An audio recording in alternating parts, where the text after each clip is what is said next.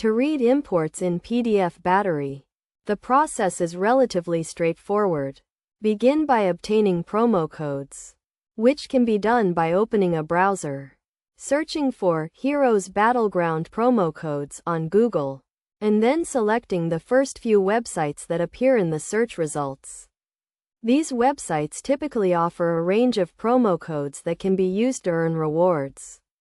Take a look at the codes available on each website, and disregard any that are no longer active.